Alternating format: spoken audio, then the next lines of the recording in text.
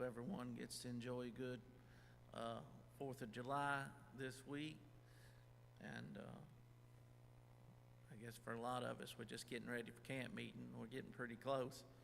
But Jamie's just about got the doors in the tabernacle. They're going to look really nice. The new door's going to look really nice in the tabernacle. He was over yesterday tinkering around working with them. But anyway, it's going to look really good. So I don't know. Y'all aren't going to get to be here this year, are you, Brad, for camp meeting?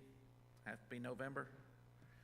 So I got a picture. I'll show you what they did after that. But anyway, so looking forward to camp meeting. We're just really just a week away, and so it's right here on top of us. So looking forward to that. Keep praying about it. Pray that God will send the people. I always like to pray that God will send the people He wants to be there, and keep the people that shouldn't be there away, and bless the preachers that are going to preach, and speak to hearts. And so if you have your Bible, turn to the book of John, chapter number 11. And thank the Lord we got the sound system straightened out last week. I don't know if y'all noticed, it had me distracted last week whenever I was teaching. The sound system was messed up. And I had the amateur sound staff was upstairs. They were standing up and sitting down and walking around and moving around, and I had people sitting over here on this side giving me the I can't hear you sign, and Brother Croft never can hear me, so I just ignore it when Brother Croft sticks his hand up against his ear because he never can hear me. But it had me all distracted last week. But we got it figured out what was going on, and we got that taken care of. And so anyway, John chapter number 11. John chapter number 11, and obviously, we've been going through where they said, what sign showest thou, when Jesus went into the temple and flipped over the tables and threw out the people and the animals and everything, and so we've been going through that, and so, but in John chapter number 11, verse number 1, it says, Now a certain man was sick named Lazarus of Bethany, the town of Mary and her sister Martha. It was that Mary which anointed the Lord with ointment and wiped his feet with her hair, whose brother Lazarus was sick. Therefore his sisters sent unto him, saying, Lord, behold, he whom thou lovest is sick. When Jesus heard that, he said, This sickness is not unto death, but for the glory of God, that the Son of God might be glorified thereby. Now Jesus loved Martha and her sister and Lazarus. When he had heard, therefore, that he was sick, he abode 2 days still in the same place where he was. Then after that saith he to his disciples, Let us go into Judea again. His disciples say unto him, Master, the Jews of late sought to stone thee, and goest thou thither again? Jesus answered, Are there not 12 hours in the day? If any man walk in the day, he stumbleth not, because he seeth the light of this world. But if a man walk in the night, he stumbleth, because there is no light in him. These things said he, and after that he saith unto them, Our friend Lazarus sleepeth, but I go that I may wake him out of sleep. Then said his disciples, Lord, if he sleep, he shall do well. Howbeit Jesus spake of his death, but they thought that he had spoken of taking of rest in sleep. Then said Jesus unto them plainly, Lazarus is dead, and I am glad for your sakes that I was not there, to the intent that ye may believe. Nevertheless, let us go unto him. Then said Thomas, which is called Didymus, unto his fellow disciples, Let us go, that we may die with him. Then when Jesus came, he found that he had lain in the grave 4 days already. Now Bethany was nigh unto Jerusalem, about 15 furlongs off, and many of the Jews came to Martha and Mary to comfort them concerning their brother. Then Martha, as soon as she had heard that Jesus was coming, went and met him. But Mary sat still in the house. Then said Martha unto Jesus, Lord, if thou hadst been here, my brother had not died. But I know that even now whatsoever thou wilt ask of God, God will give it thee. Jesus saith unto her, thy brother shall rise again. Martha saith unto him, I know that he shall rise again in the resurrection at the last day. Jesus said unto her, I am the resurrection and the life. He that believeth in me, though he were dead, yet shall he live. And whosoever liveth and believeth in me shall never die. Believest thou this? She saith unto him, Yea, Lord, I believe that thou art the Christ, the Son of God, which should come into the world. And when she had so called, she went her way, and called Mary her sister secretly, saying, The Master is come and calleth for thee. And as soon as she had heard that, she arose quickly and came unto him. Now Jesus was not yet come into the town, but was in that place where Martha met him. The Jews then which were with her in the house and comforted her, when they saw Mary, that she arose up hastily and went out, followed her, saying, She goeth to the grave to weep there. Then when Mary was come where Jesus was and saw him, she fell down at his feet, saying unto him, Lord, if thou hadst been here, my brother had not died. When Jesus therefore saw her weeping, and the Jews also weeping which came with her, he groaned in the spirit and was troubled, and said, Where have ye laid him? They said unto him, Lord, come and see. Jesus wept. Then said the Jews, Behold how he loved him. And some of them said, Could not this man which opened the eyes of the blind have caused that even this man should not have died? Jesus therefore again groaning in himself cometh to the grave.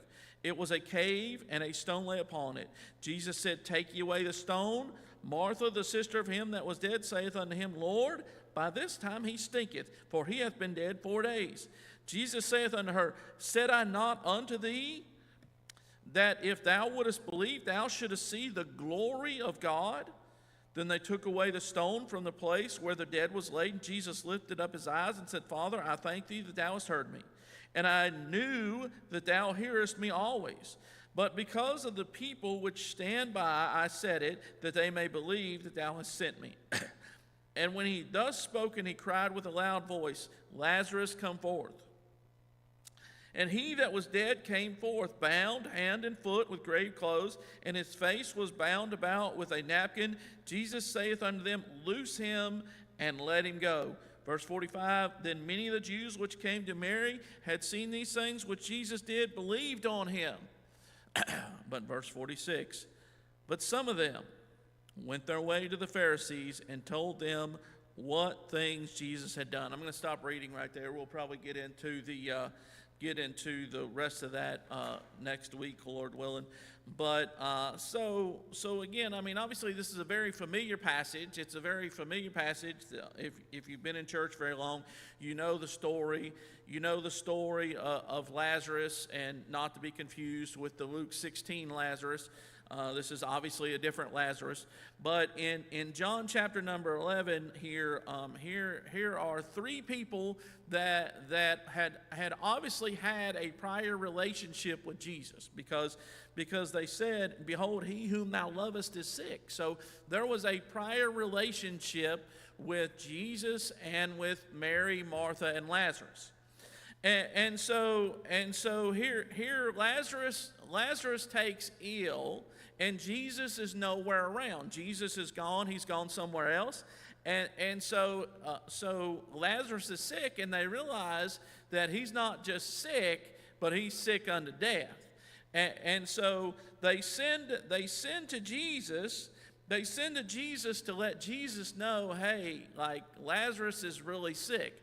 Now, I thought about this as you read down through here. You're going to see they were very close. They were very close multiple times to having it right, and they just missed it just a little bit. They just miss it just a little bit each time. And sometimes you read it, and I've read it over and over and over and over again. And sometimes I think, oh, that was an amazing statement, and then I think, but she just missed it. She just missed it. And so you're going to see this, because even here, even now, just sending and saying, hey, Lazarus is sick. I mean, we looked at it before, even the centurion's like, hey, this person's sick, and you don't even have to come down. You don't even have to come down. I have people that are under me, and if I tell them go, they go. If I tell them to do this, they do this. And so all you have to do is just speak the word. Don't even waste your time coming down. Just speak the word. And so here is Mary and Martha, and they have a good relationship. I mean, Jesus loved them, and they loved Jesus, and they had a good relationship. But somehow they didn't put their faith fully into action. They didn't put their faith fully into action. They knew that Jesus could do something. But even here, they were not specific. And I'm guilty of this a lot of times as well. Even in my prayers, sometimes I just do general prayers. Just general prayers, like let me have a good day today. It's just a general prayer. But it's not specific. How do you know if God answered your prayer if you never get specific in your prayers? If it's not so specific that you're the only one praying that way, if you're the only one that's praying that way, or maybe one or two people that you brought into confidence with you, if all you ever do is say, let us have a good day today, and help us not get hurt at work, when Cody knows if you work with Bub, that's a serious prayer. You should pray every day, not just that Bub doesn't get hurt at work, but that we don't get hurt at work working with Bub.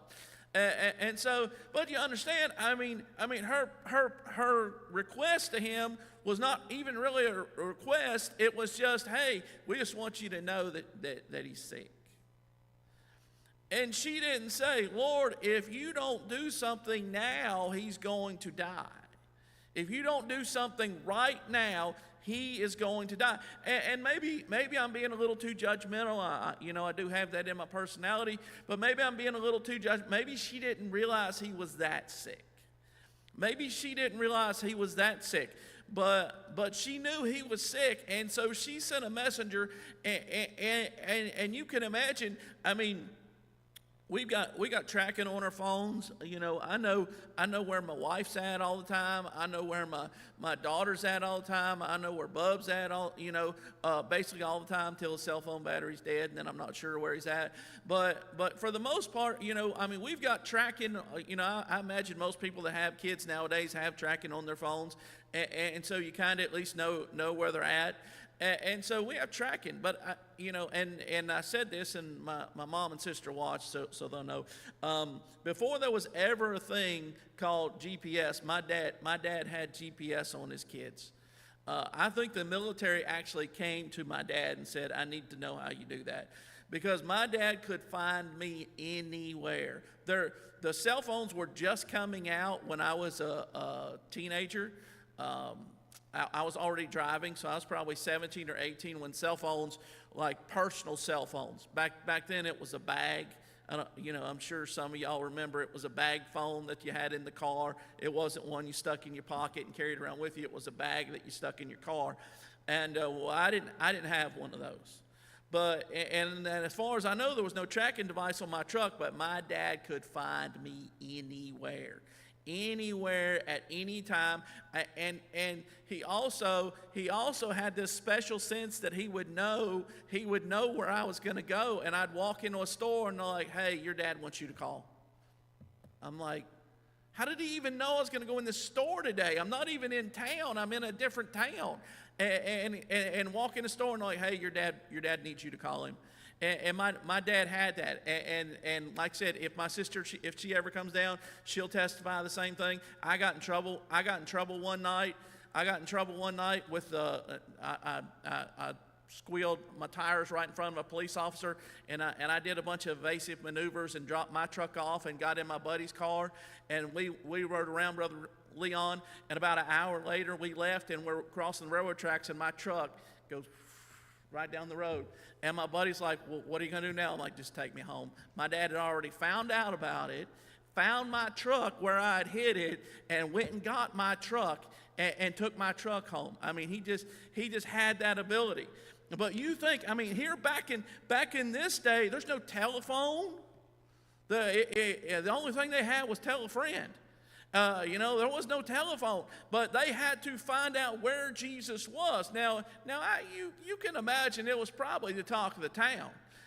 Except for the fact that, that, and I've mentioned it before, except for the fact of fear of the Jews, it was going to be hard not to talk about Jesus. It was going to be hard not to talk about it. I mean, he's raising the dead to life. He's healing lepers. He's cleansing lepers. He's healing blind men. I mean, it's going to be hard. Anywhere he went, people were talking about him. Anywhere he went, people were talking about him. And so here, she just had to send someone out and say, hey, I think I heard he's down here, but I don't know for sure. And so she sends a messenger to go tell, and again, like I said, I mean, they didn't have Pony Express, they didn't have the telegraph. I mean, all they had was tell a friend, and hey, you go and just ask, where's Jesus at? Where's Jesus at? Do you know where Jesus is at? Do you know where Jesus is at? Oh, I think he's in this town. Last I heard, he was over here. Last I heard, and you can imagine this poor guy, going over here. Well, he was here, but he crossed over the sea, and now he's over there. And so he's bouncing all over the place looking for Jesus. And so it took a little while to get the message to Jesus. It took a little bit of time to get the message to Jesus. And when the message comes to Jesus, again, it's very plain. It says, behold, he whom thou lovest is sick. And it's almost like she knew that all I got to do was tell him. All I have to do was tell him, and he's going to care so much that he's going to come help.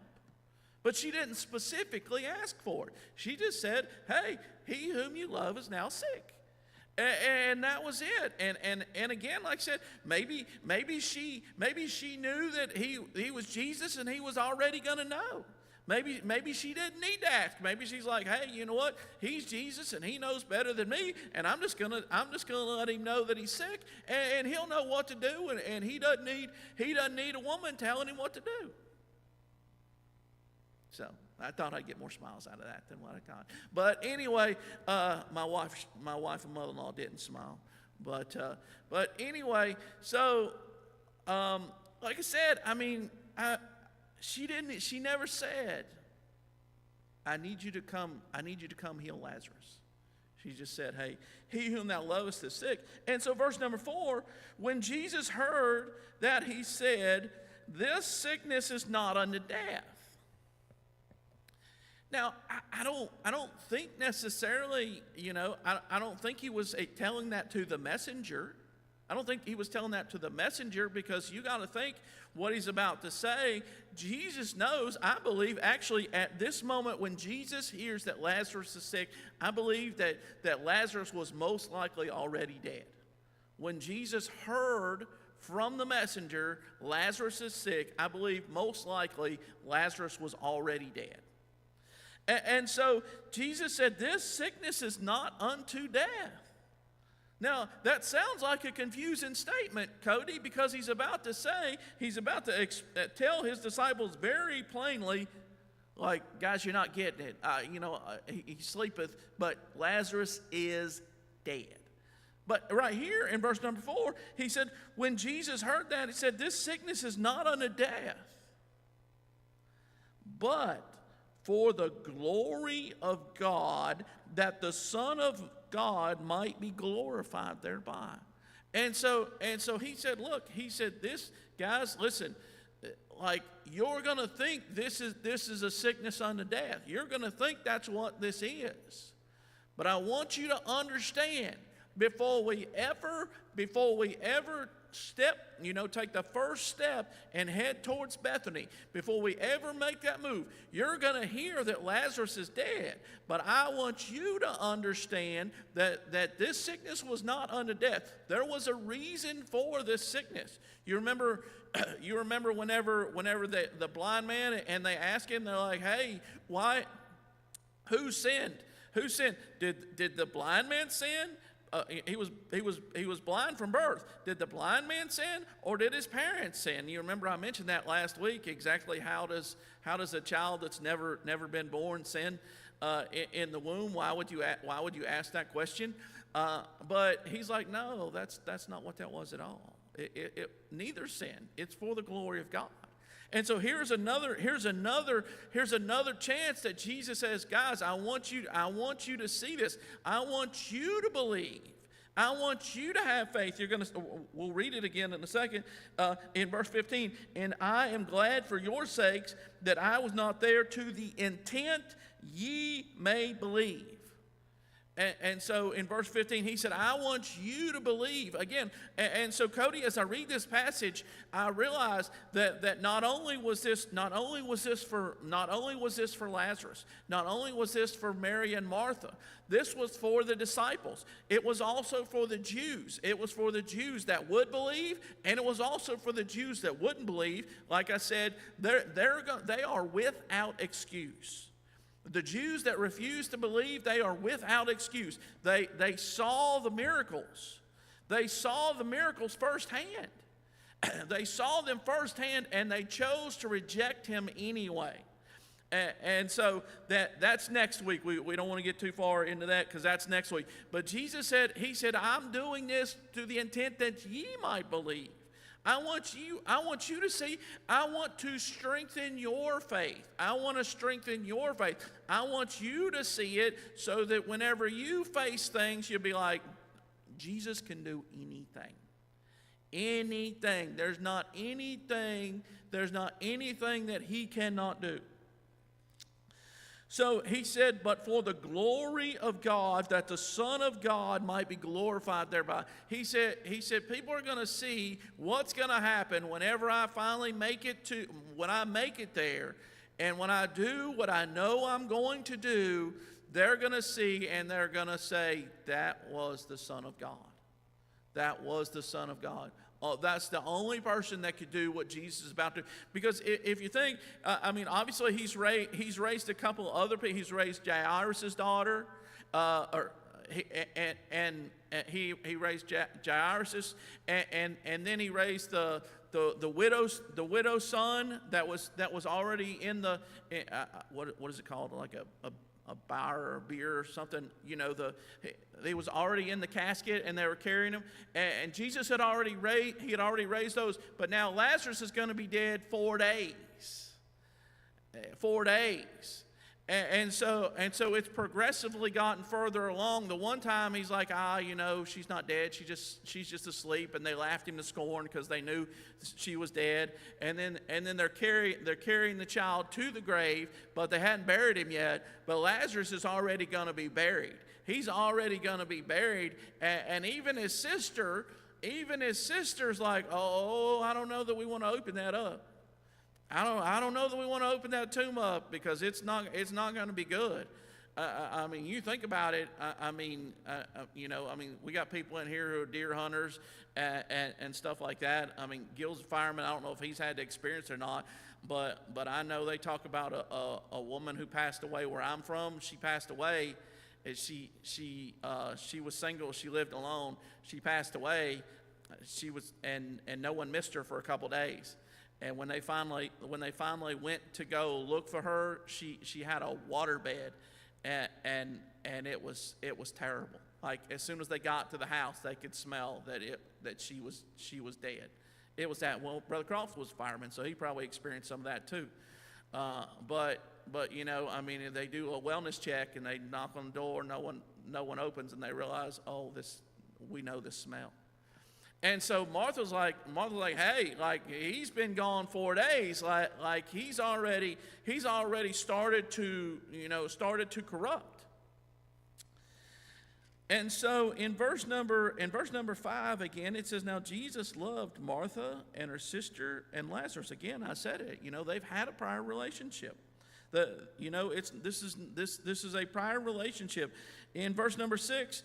That he says, when he had heard, therefore, that he was sick, he abode 2 days still. And so again, there was not going to be any question. Again, sometimes you pray and you ask God for something, and God doesn't answer immediately, and you're like, well, what's going on? I got my petition to Jesus, and no doubt, whoever she sent to tell Jesus that, hey, he's sick. here he comes back, and she's like, well, where's he at? Well, I don't know. He said this is sickness is not unto death. But I mean, obviously Lazarus is already dead, but for the glory of God. And yet, where's he at? Well, he's not coming. Well, what do you mean he's not coming? Well, I don't know. He said he had some things to do. And sometimes you pray and we pray, we pray and we're like, well, God, I need you to do this and I need you to do it right now. I mean, how much more urgent can it be that this person is about to die? And Jesus said, I think we'll just stay here a couple more days, boys. I think we'll just stay here just a couple more days. We're just going to stay right here. And so he stayed there. And then finally, after 2 more days of just sitting there, now it's like, all right, boys, I think it's time to go. He said in verse number 7, then after that saith he, just thought, let us go into Judea again. And they're like, what? Like, okay. The disciples were kind of like, okay, I kind of understand why he's not going, because the last time we was up there, they wanted to stone him. And so I kind of understand it. But Jesus explains to them, hey, look, you got to work. You work while you can work. You work while it's day. But in verse number 11, these things said he, and after that he saith unto them, our friend Lazarus sleepeth.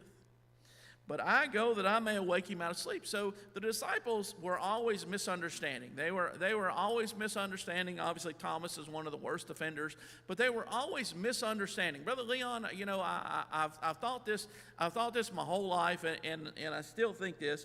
I believe that when I get to heaven, there's going to be something that when I get to heaven, Jesus will be like, "This is how it was supposed to be," and you just completely missed it.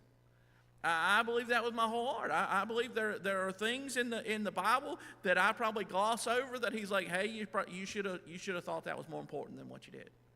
I mean, even the disciples, and I've mentioned it a bunch of times, that even at the Jesus is resurrected, and they're like, well, as yet they didn't know the scriptures. And it's like, that's all he tried to do was teach him for 3.5 years. Hey, that I came, and I'm going to suffer, and I'm going to die, and I'm going to rise again. I'm going to rebuild this temple in 3 days. That's all he taught them. But yet they spent 3.5 years with him, and they were all surprised when he resurrected. Like, whoa, what just happened right there? And so I honestly believe that when I get to heaven, Jesus is going to say, you missed it on this one right here. And so, but the disciples, like I said, Jesus is personally teaching them, personally talking to them, and a lot of times he'd teach, and then he'd have to bring them over and be like, all right, boys, I know you didn't understand what I was just saying when I was saying a parable. I think my wife's back there saying if I'd listen to her more, I wouldn't have that problem when I get to heaven. And my mother-in-law said the same thing, that she could interpret the scriptures for me. I think that's what's going. Is that what's going on back there, Riley? So, but anyway, you understand that here the disciples, a lot of times Jesus would say a parable, and then he had to take them aside and say, okay, boys, let me explain to you what that parable meant.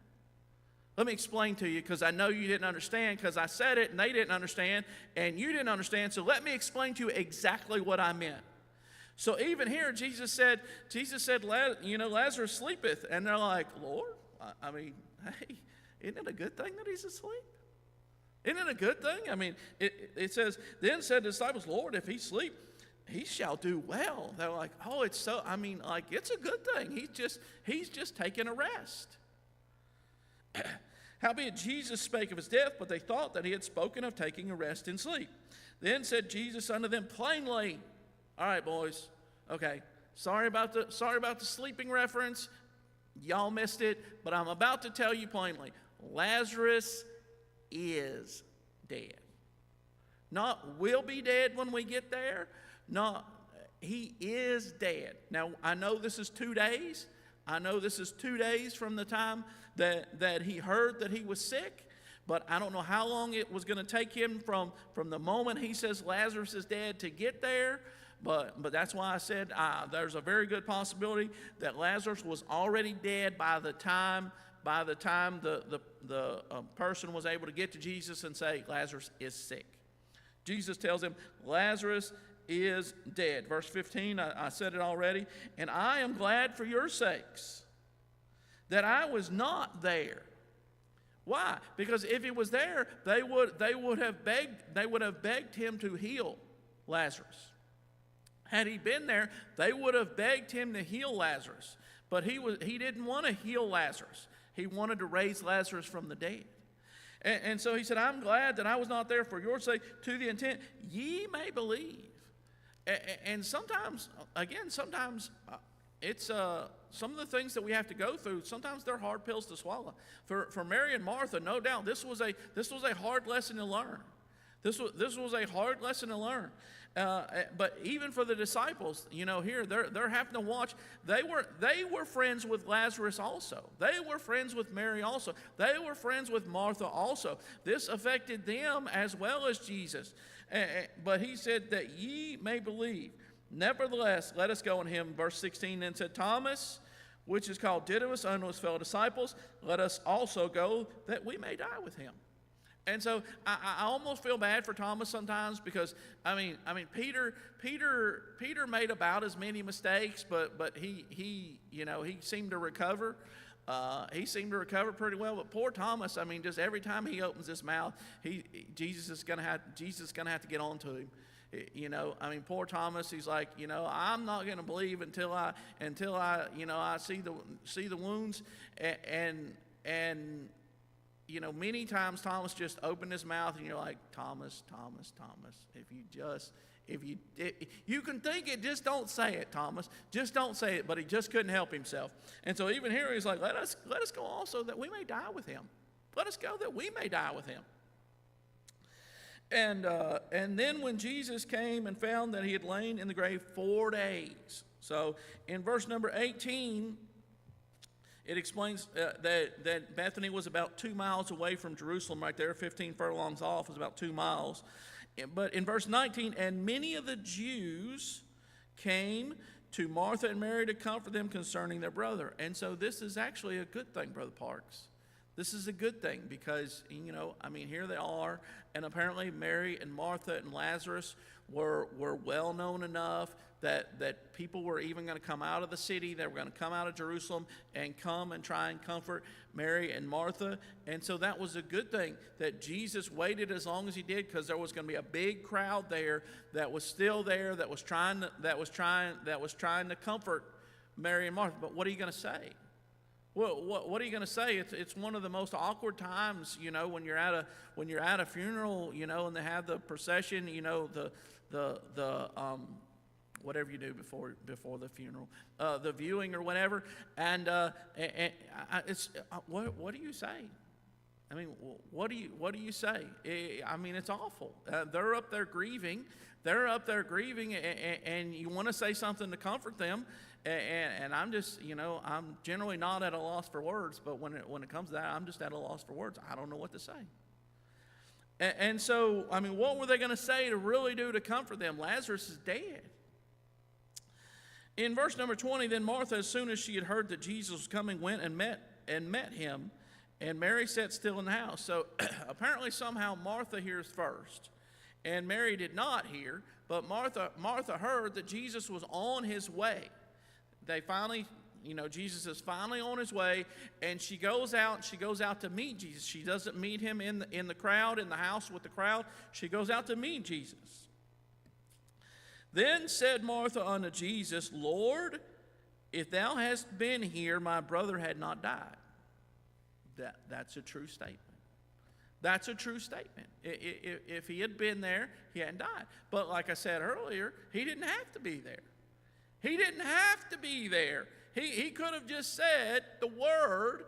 He could have just said the word and said, that Lazarus is fine, Lazarus is healed. And when that servant made it back to Mary and Martha, Lazarus would have been fine. So again, like I said, what she said was fine. Then said Martha, if thou hadst been here, my brother had not died. But I know, look at verse 22. And I get torn when I read this verse, Miss Jimmy. I get torn because I read this and I see how much faith there is in this statement. But then I realize that she didn't quite go far enough. In verse 22 it says, "But I know that even now, whatsoever thou would ask of God, God will give it thee." So it almost sounds like, Brother Parks, that she was saying, even now, if you ask God right now, if you ask him right now, he could raise my brother to life. That's, when I read it, I've read it many times, and I'm like, I think that's what she meant right there. But then as you read further, Jesus saith unto her, "Thy brother shall rise again." Again, you ever said something like, if you're a teacher, if you're a homeschooler, sometimes you're trying to help them, learn, and you kind of just set it right up there on a tee for them, and you almost say the answer for them, and you're like, you almost give them the answer, and you just want them to say the answer. And so Jesus set it on a tee for her. She was so close, Brother Wayne. She was so close. She said, "I know even now whatsoever thou would ask of God, God will give it thee." Jesus said, "Thy brother shall rise again." And all she had to say, Gil, was, "Are you saying, God, I believe that you could raise him again right now?" But that's not what she said. That's not what she said. And Martha saith unto him, "I know that he shall rise again in the resurrection at the last day." She was so close. She was so close, Brother Leon. She was this close to saying, even Peter, think about Peter when he stepped out on that water. He stepped out, all the wind was there, the waves were there, everything was the same, Cody, but he stepped out on the water, and he's walking on water, and then he looks around at the wind and the waves, and he starts to sink, and he has to cry out, "Lord, save me," and Jesus had to rebuke him for his lack of faith. And so you can be so close and still miss it. She was so close to having the right answer. She was so close, and Jesus set it up for her. He said again, he said, "Thy brother shall rise again." And she said, "I know he'll rise again in the last day." She was so close to having it.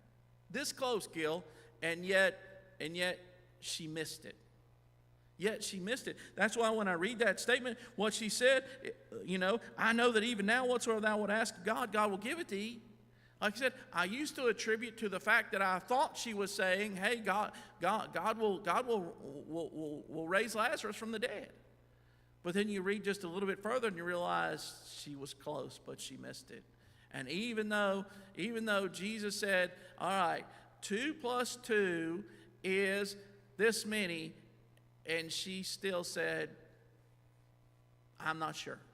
You ever do that with your kids? You're like, obviously all we got's Grady still in school, and Adriana does a great job teaching Grady. But sometimes I'll hear him in there, and Adriana's really pushing him, and he didn't get it. And I think, no doubt, Jesus probably felt some of that, which he knew, but I know, no doubt, he probably felt some of that as he was dealing with Martha.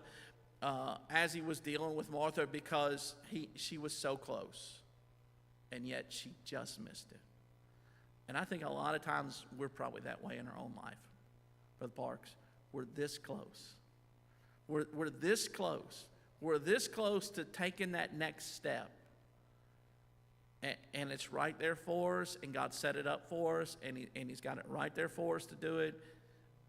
And we stop and say, I can't do it. And so Jesus saith unto her, "I am the resurrection and the life. He that believeth in me, though he were dead, yet shall he live. And whosoever liveth and believeth in me shall never die. Believest thou this?" She saith unto him, "Yea, Lord, I believe that thou art the Christ, the Son of God, which should come into the world." And so again, I mean, she's so right in everything she says. And you can be so right in everything you say and just barely miss it. Not a thing wrong with anything she said. But God had something more for her. God had something more for her, and she just missed the more. She just missed it. So in verse 28, when she had so said, she went her way and called Mary, her sister, secretly, saying, "The master is come and calleth for thee." As soon as she heard that, she rose quickly and came unto him. Now Jesus was not yet come to town, but was in that place where Martha met him. And so here's Mary. She gets up. She tries to get out of the house. She leaves, but the Jews are like, well, wait a second. Well, I mean, like, she's going to the grave. She's going to the grave to weep. And so they're gonna follow her. They're going to follow her. And this is setting up exactly what Jesus said. This is for the glory of God.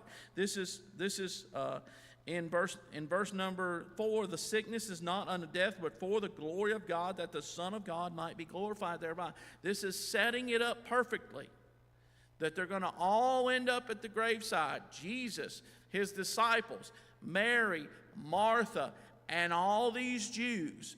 And in this crowd of Jews, there was a mixed multitude of Jews in this crowd right here. There were Jews that no doubt had heard of Jesus and had somewhat believed on Jesus, but weren't fully persuaded. And then there were other Jews that they'd heard of Jesus, they saw the miracles, and even though Jesus was going to raise someone from the dead, they were never going to be fully persuaded.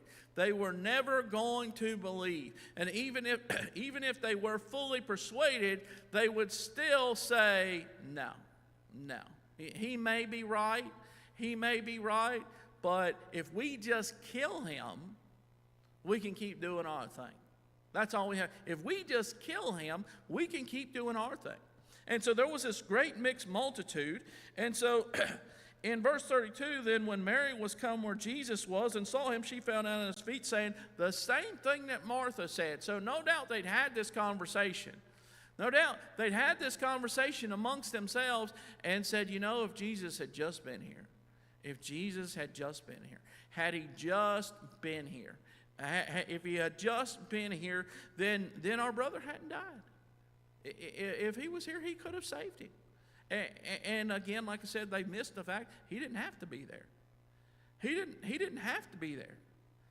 And so in verse 33, when Jesus therefore saw her weeping, the Jews also weeping, which came with her, he groaned in the spirit and was troubled. And so this was a very tough time for Jesus, because Jesus realized there was a lot going on right here. There was a lot going on, and he sees Mary and Martha, and they're weeping, and you have Lazarus who's dead, and you see these Jews, and he knows that some of these Jews are open-minded, and some of these Jews are just waiting. They're just looking for something. They're just looking. They're not really there to comfort Mary and Martha. They're just looking for something. That they were probably sent because like, hey. Mary, Martha, and Lazarus were close to Jesus, and what if Jesus shows up? We need to find a reason to accuse him. And so they show up. And Jesus said, where have you laid him? And they said unto him, Lord, come and see. And Jesus wept. Obviously, that's the shortest verse in the Bible, and it's so short, sometimes we just pass over it. But, I mean, can you imagine? I mean, here's Jesus, and he's weeping over what's going on right here. And so the Jews, then said the Jews, behold, how he loved him. And they think he's mourning for Lazarus. But not only is he mourning, he's about to raise Lazarus from the dead, but here's Mary and Martha, and they were this close. They were this close to being fully persuaded and fully convinced, and taking that next step in their faith to say, you know what, I hadn't seen it. I've never seen someone raised from the dead after being dead 4 days, but God, if anyone can do it, you can do it. They were this close. There's a lot of reasons. You see Jesus wept. There's a lot of reasons he could have wept. He could have wept because he knew there were some people there that were standing there, and even though he was going to raise Lazarus from the dead, they were still not going to believe in him. There's a lot of reasons why he could have wept.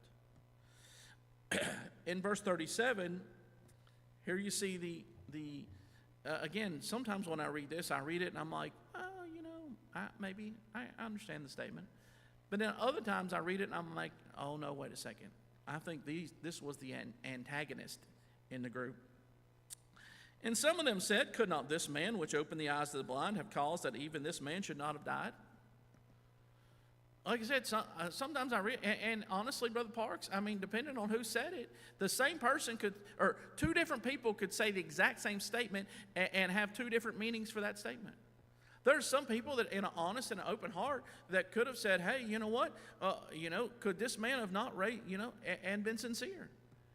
And others in their antagonism could have said the exact same thing and been sneering while they said it and not been sincere at all. And so, but sometimes, you ever, again, and I got to stop because my time's passed, but you ever been in a group and you realize like someone in that group doesn't like someone else in that group? And like every time that person says something, that other person's going to say something. They're going to say something snarky. They're going to say something rude. They're going to say something cutty. That's what I think was going on here. I think these non-believing Jews, these unbelieving Jews that were never going to believe, were very sarcastic in their statement right there. And even though their job, they were supposed to be there, was to comfort Mary and Martha, instead, they just tried to stick a needle in Jesus. They tried to stick a knife in him and twist it a little bit and be like, yeah, that's what you get when you depend on Jesus. He's not going to be here when he's supposed to be.